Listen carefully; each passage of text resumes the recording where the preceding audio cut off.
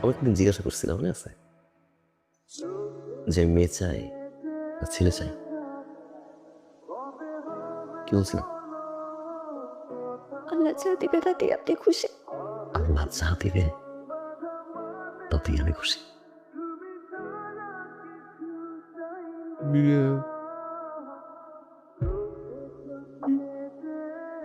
এই পৃথিবীতে অনেক স্বামী স্ত্রী আছেন জানো, কোন সময় বাবা হতে পারবে না, মা হতে পারবে না। তাদের কথা ভাবছেন না? আর একজনের সন্তান দত্তক নেয়, আর একজনের সন্তান দিয়ে বাবা মায়ের স্বাদ পূরণ করে।